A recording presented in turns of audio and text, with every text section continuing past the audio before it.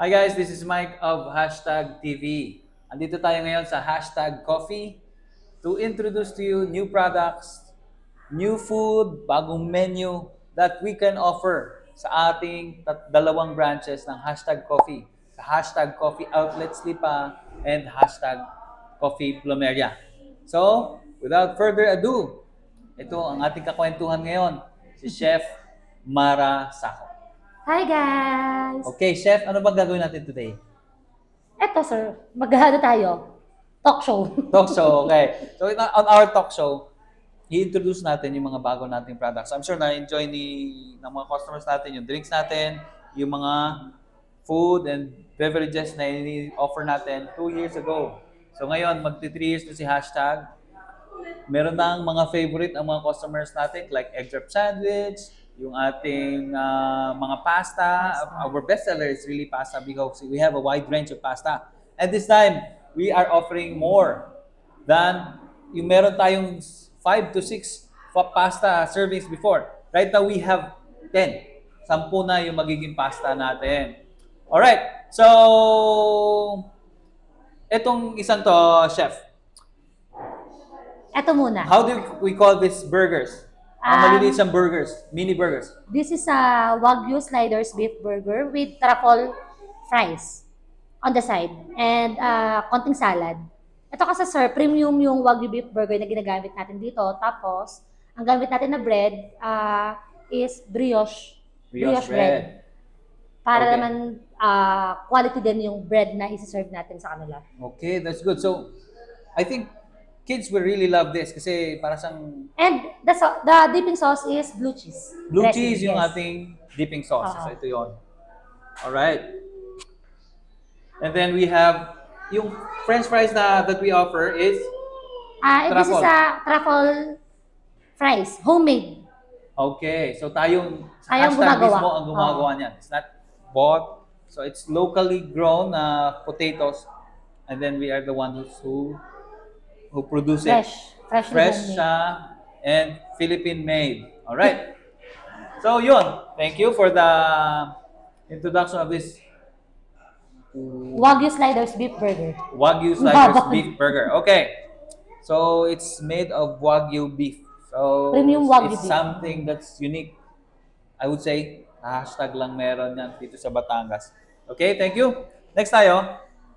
Next, meron tayo. Actually, madami tayong pasta na nagawa kanina. Kaso lang, nakain na nila dun sa food sa mga bisita natin. Alright. So, ang natira na lang I think na-enjoy nila. namin, seafood marinara, seafood aglio olio, and eto bago din to, truffle cream pasta with grilled chicken. Ito yung bago din sa menu namin at saka ito. Actually, this madami is the kaming bago. Truffle truffle cream cream pasta, pasta. with grilled chicken. With grilled chicken. So, right now, ang pasta natin is more on dinagdagan na natin ng meat. Oo. Not just, kasi mostly ang pasta is just pasta and the sauce has the meat on it. But this one is different kasi May grilled chicken may siya. toppings na siya na grilled chicken. So, I tried it kanina and that is really good. Kumbaga, ako kasi gusto ko yung on all the food that I eat, mahilig kasi ako sa barbecue, sa sangyup, yung bang smoky flavor. This one, itong grilled chicken truffle cream pasta. So, Pasta. haba, no? I think it deserves that name kasi talagang it has all the premium ingredients all together in one pasta. So, and then on the side there's Garlic bread. garlic bread. Okay. Ano ba? Mahirap yung garlic bread. Mahirap banggitin. Okay. Ito, seafood marinara. Seafood marinara. Okay. Oo. Ano siya, tomato base. Yung ano niya, yung sauce niya. Tapos, meron tayong nakalagay, may seafood to, merong clams, shrimp, and squid. Okay. So, meron siyang squid, meron siyang shrimp, And squid. Yung clams. may clams, and then yung special sauce, of course, Yung Italian sauce.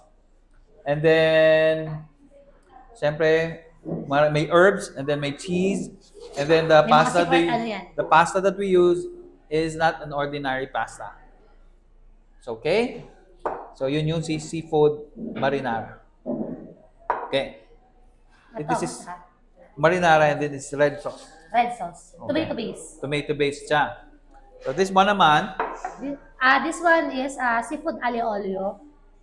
Ang ano niya lang, ang base niya lang is oil base na madaming garlic. Kasi pag sinabing aglio olio, it's more on a garlic side. Puro More- garlic siya.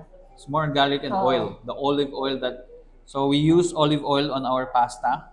We know that olive oil is isa sa pinaka-premium na oil when it comes Pag garlic to, lover ka, ito ang para sa'yo. yes, for garlic lover, and if you want yung ma-experience yung olive oil, and then the seafood is there, then you have an option to twist it with some lemon para to balance the taste.